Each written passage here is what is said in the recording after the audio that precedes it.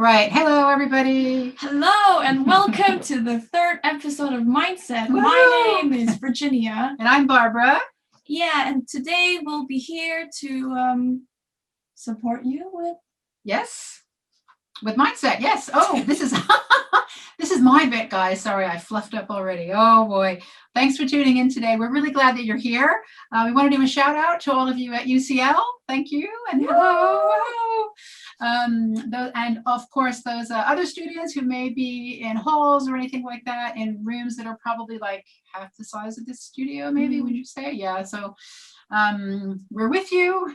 And yeah, now you may not know that the first series of MindSET was actually started in a response to the first lockdown that happened in the spring. So we were saying the other day that the timing of this one is like kind of synchronistic because we're about to have another lockdown tomorrow. Woohoo! So not to worry though, because we will be with you. We are not going anywhere. Yeah. And we really want to know, with what the future brings or what it doesn't bring, we want to know what are your concerns, right? Yeah, so if you have any concerns like about your emotional resilience or feeling very lonely during lockdown, don't hesitate to put it down in the chat box below. Let us know and we'll try our best to maybe develop more support materials or just help each other out, get through this lockdown again. Yeah, we do have some ideas that we think are really cool, but we want to hear from you. And then what we'll do is we'll take your suggestions and then we will come back to you next week. Hopefully with a new surprise, right? And if you're new to MindSET, welcome. And Virginia and I will be taking you through today's session. So as a reminder of what this broadcast is about, MindSET is here to give you the tools to manage your mental health. And we're here to show you how you can better recognize and regulate your emotions. And over the next remaining 8 weeks, we're going to be showing you the tools that you can use right now. Right. So MindSET on the move. And now over to you, Darryl. Hi, everyone, and welcome. So we're going to go straight into the MindSET on the move task for today, which is we're going to practice a mindfulness exercise, and I'm hoping it's a mindfulness exercise with a little bit of a difference. Yeah, we're not doing traditional mindfulness practices here. So the reason I chose this one today was because there's a connection with this one between our bodies and using and actually using touch. What both Barbara and Virginia were talking about. So with your feet flat on the floor, and so just making sure that you're in a kind of comfortable position, not sort of relaxed, but sort of sitting up so that you can engage in it. What we're going to do is we're going to do a breathing exercise. And what I want you to do is, and you don't have to hold it up, but what you're going to do is you're going to use your hand and your finger to breathe. So what you would do is you would go in, so you'd inhale, exhale, inhale, exhale, and you'll keep going around that for 3 minutes, but don't start just yet. So you can control the speed with which you move your finger. So if anyone feels panicky or worried about their breathing while they do it, you can just do it for yourself. And while you're doing it, there's a likelihood that you'll get distracted, that you'll start thinking about other things. You'll start thinking maybe about things you've got to do later today. You'll start, wondering about things that happened yesterday, the day before, this morning, like Barbara was talking about with the election. And what I want you to do is when you notice that your mind is drifting into different time zones, I just want you to come back and practice coming back to the exercise itself. Because this is not just the exercise, but this is an important bit of the mind control aspect of mindfulness, which is about to be able to pull your mind away. So imagine if you could detach yourself from some of your thoughts and images and things like that come in and cause you distress. So we're going to practice that, try and create some new pathways. So what we'll do is we'll start and we'll finish with the sound of the bell. And you're just going to breathe in and out And if some of you find that too easy, just notice when your breathing goes from in to out. So here we go.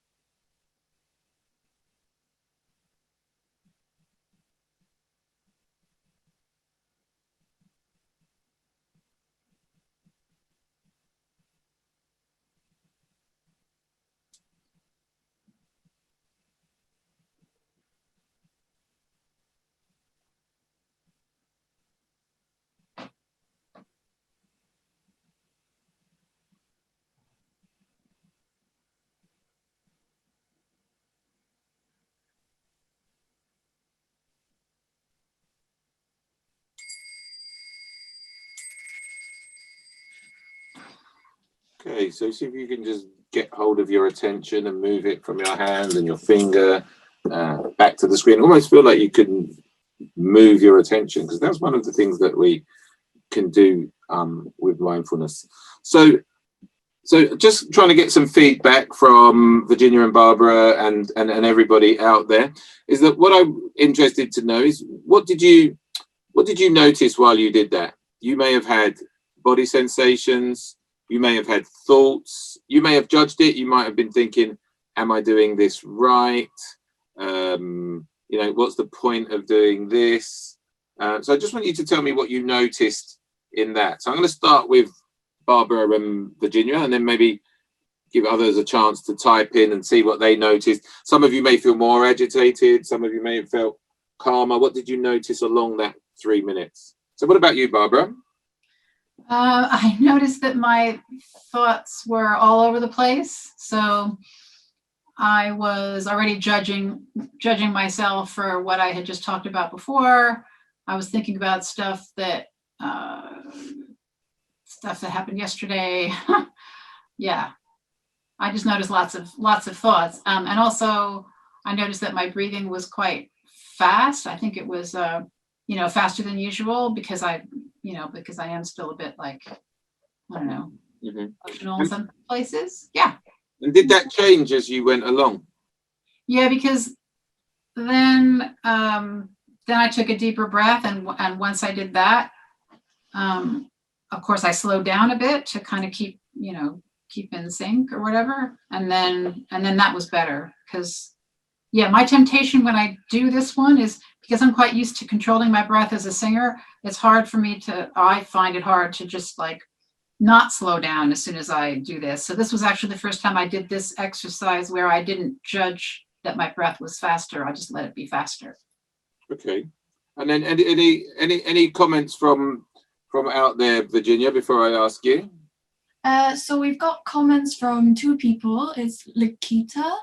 She said that she felt more anxious and stopped midway. Right, yeah. So that's what I was saying. Some people would notice that they might feel more anxious as they go. But the idea is to keep going, actually, and to develop, to keep practicing it. Look, noticing your breath can make people anxious. The idea is not to try to change your breathing. And that's what some people do, is that when they notice it, they then change it.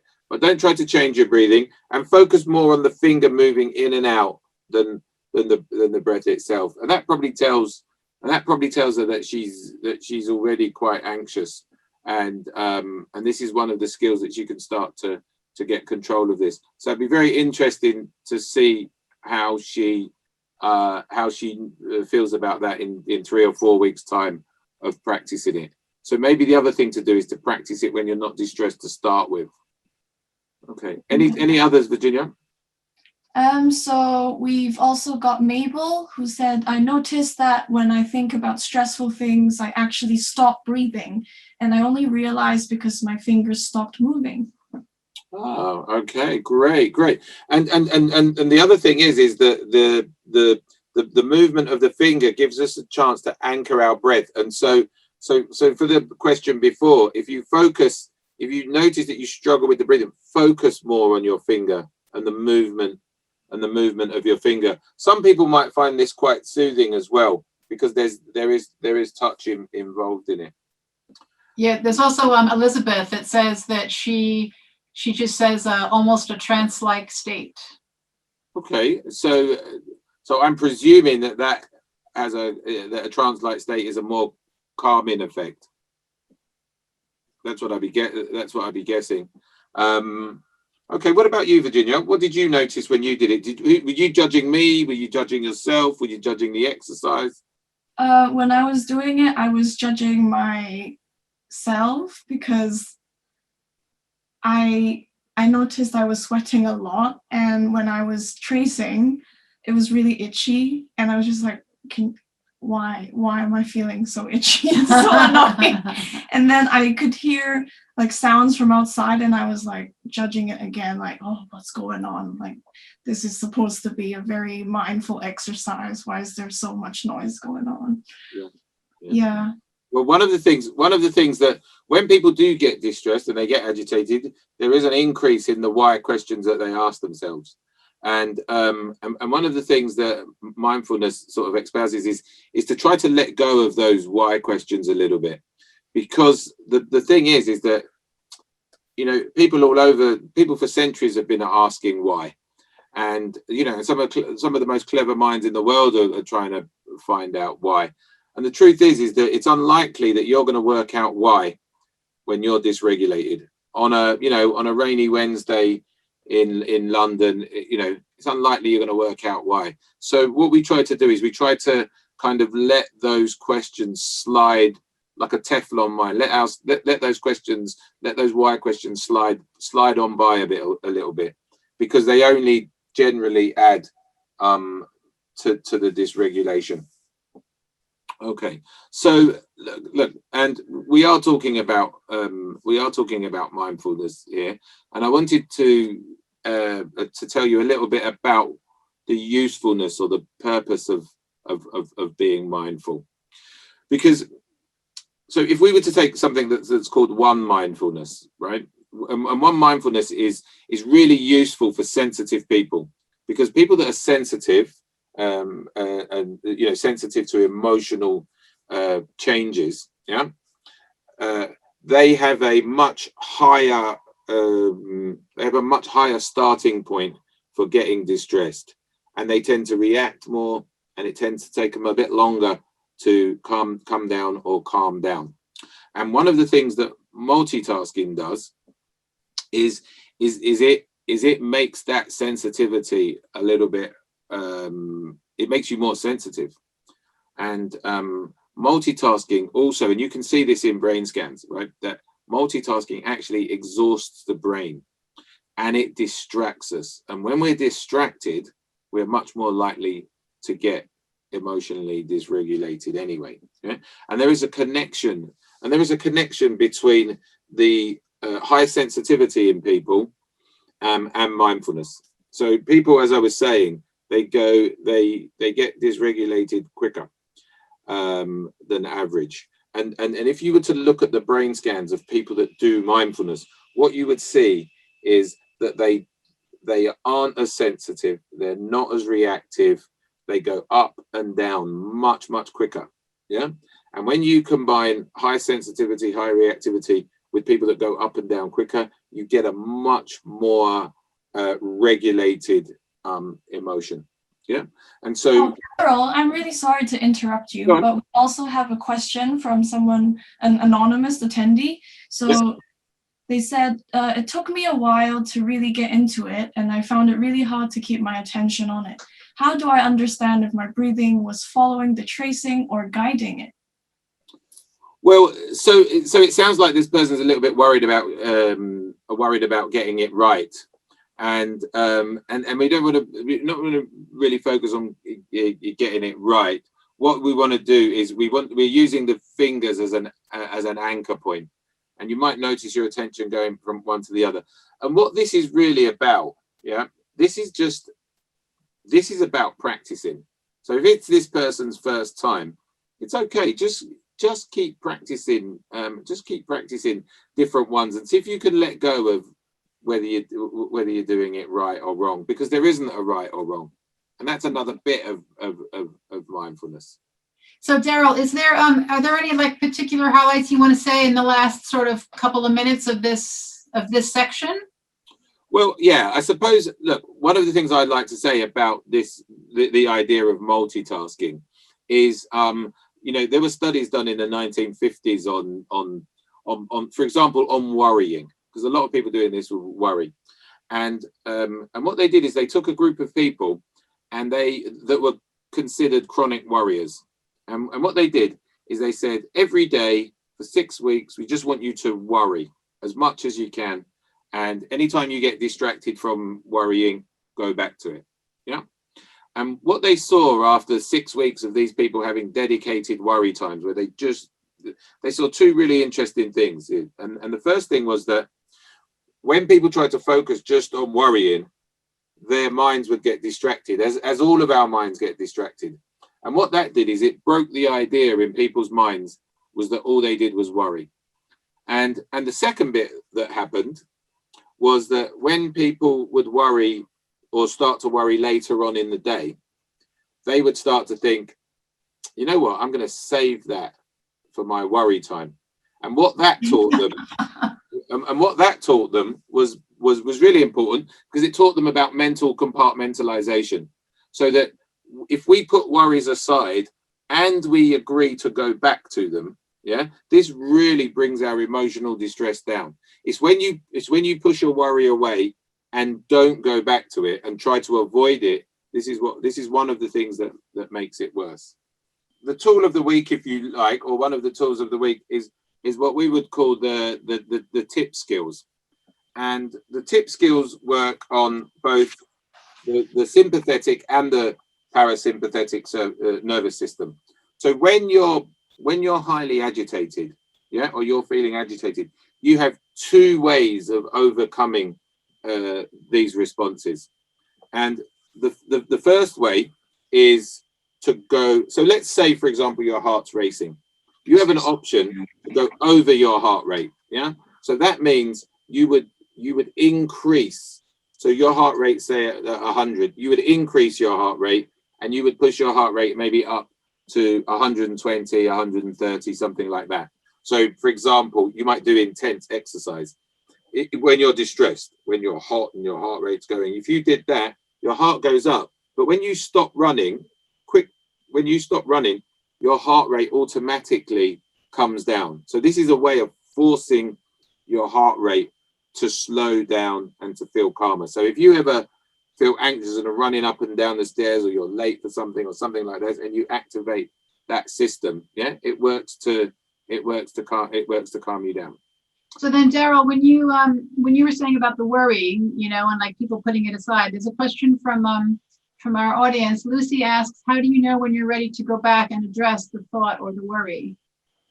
Well, if you were doing something like worry time, you would choose that time.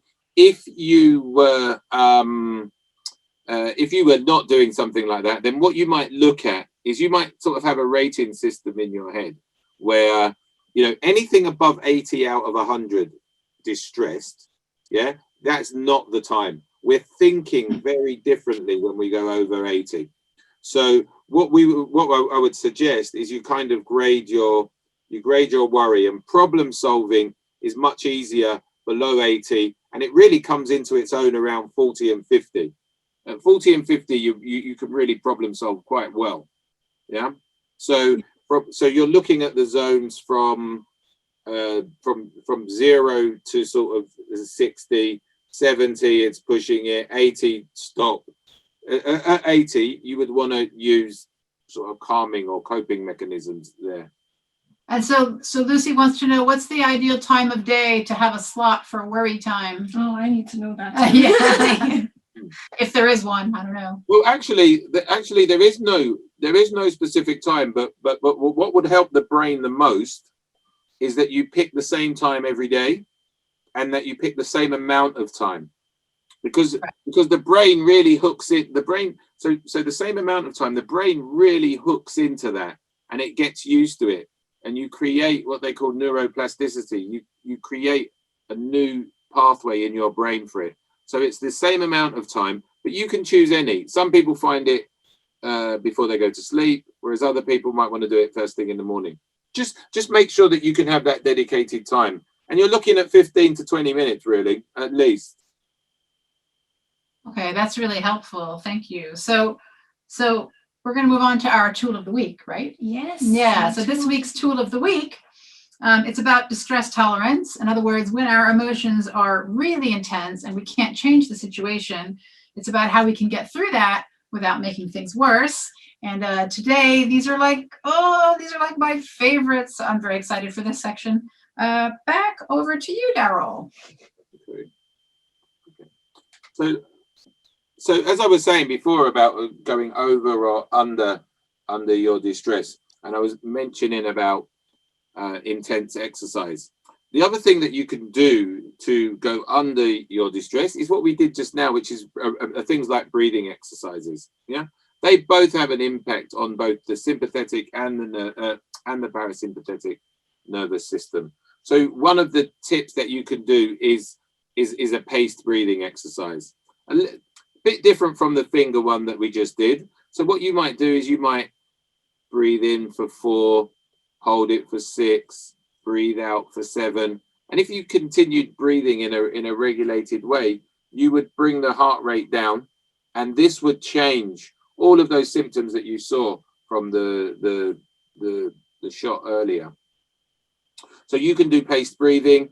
The other thing that you could do is you can do what they call muscle relaxations. Yeah. So as we get more and more tense and our sympathetic nervous system kicks in and starts going, there's all sorts of effects around the body.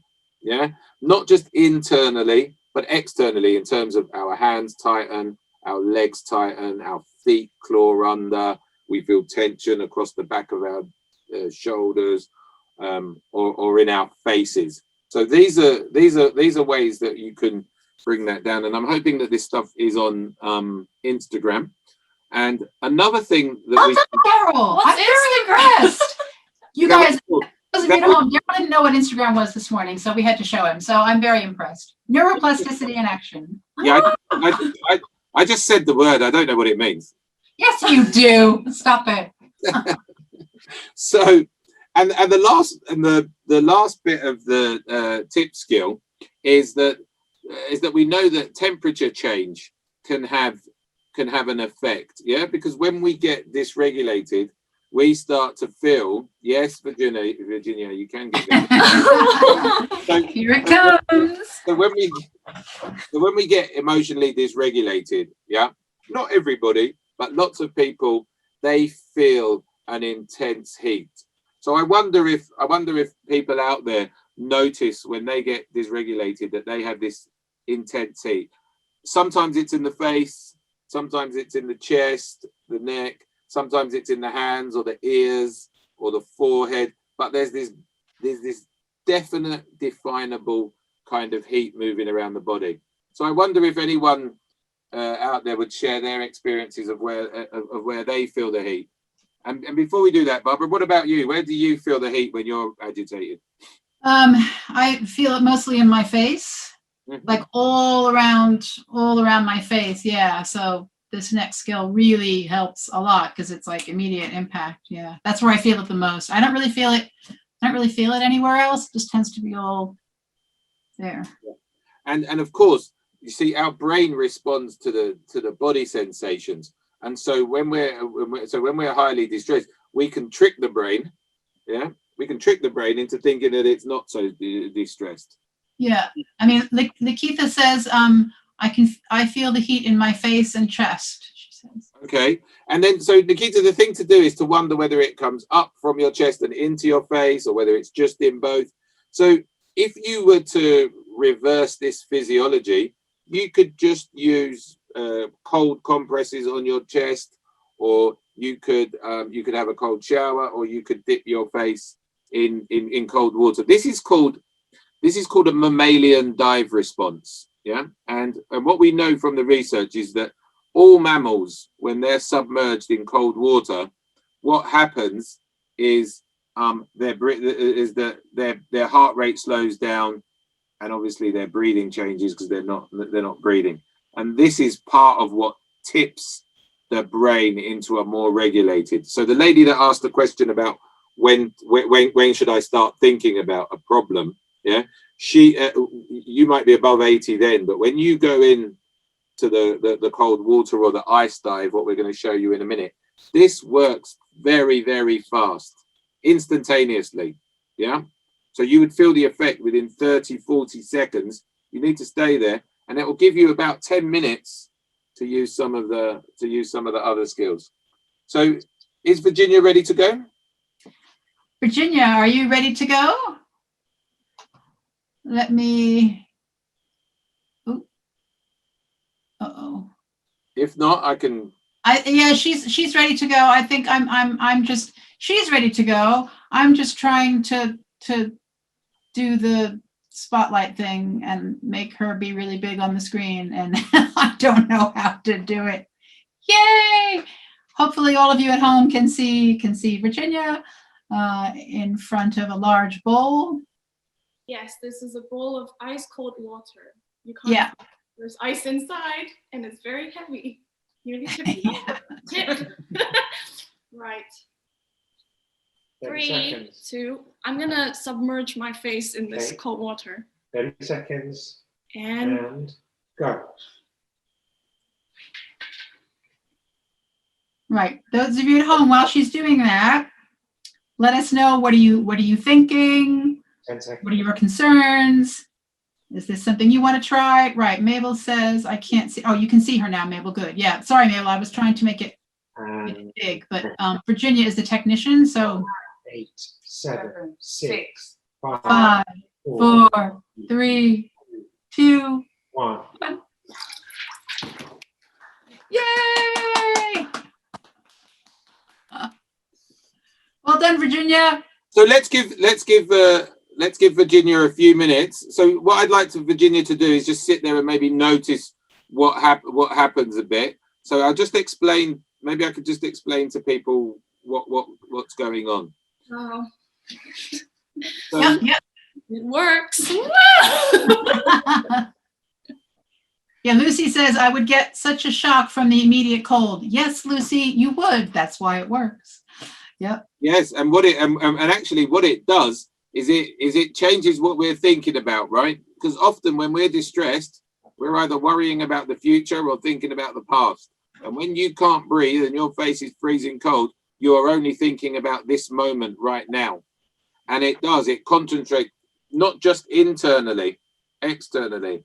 So even this is even used by the SAS and soldiers and people like that to help the clarity of their thinking. So, Virginia, what do you notice about your heart rate, about your thoughts? Have they sped up, slowed down? To be honest, all I can feel is the cold. My thoughts are gone. I think I was just so focused on how cold and like how frozen I think it froze my thoughts, you know. It's really funny. Honestly, That's really funny. I think I was still like sweating before, like, I'm so stressed out because You're not sweating anymore. I'm right? definitely not sweating anymore. You see people doing this in nightclubs, and look, and the other thing when we had them, the other thing about this is that you can go in for 30 seconds, and if you don't feel regulated enough, you can go back in for another. You can come out and go in and come out. I wonder if there's anybody out there that's tried this already. That's done this. Anyone out there that's ever done this, had felt agitated and used a wet flannel or a cold compress or anything like that? Well, there's one comment from Danica who says, during my time in therapy, I didn't complete this task. However, I do think this technique would prove very effective, so I will definitely give it a go. Michelle says, I did try a cold shower. Okay. Did you tell us what it was like? Nope, not yet. What was it like? Yeah, what was it like? Yeah, do tell us. Yeah, let us know. Yep. Okay, so shall I move on to the other tool of the week, which is Sure. Well, is there anything else you want to say, Virginia, about your ice dive? I think it was a very good experience if you're distressed. Well, I think just now I wasn't that distressed. Yeah. So it's more of a shock. Yeah. But I think if I was very agitated, it would be very effective because all I can think of is my face is cold. I can't feel anything. Yeah. Oh, well, what I wanted to say, actually, I did want to say something because I've done this like a lot. And although I don't need it as much now, but what I noticed, and you might notice this at home as well, is sometimes you have to go in more than once. So I would do it for 30 seconds and then come out and check, where am I at? Oh, I'm at 80. Well, do another round, I'd do it again. And so when I first did this, I had to do it like 3 times. And then it did really work for those 10 minutes. I was just going to say about the point that Virginia made about not being that distressed. One of the beauties of this skill is that if you're at 60 out of 100, it will probably bring you down to about 40. But if you're at 90, it's also going to bring you down to 40. So, so the more distressed you are, the better it works. And that's what you're noticing there, Virginia. Yeah. Actually, Lucy says, would it be good to take a cold shower regularly, even when you're doing okay, or just when you're stressed? Yeah, well, actually, it's called social prescribing, and GPs across the UK are recommending this for people to start the day with one. If you go to Hampstead Heath and places like that now, early in the mornings, you see people engaging in this. So yes, you can do it as a regular practice for sure. Yeah. And then Olivia says, I use this skill a lot. I found it so helpful and it's got me through a lot, but so important to remember to follow it up with something pleasant. I mean, I have found it important. Otherwise I go back into distress, she says. Yeah. Yeah.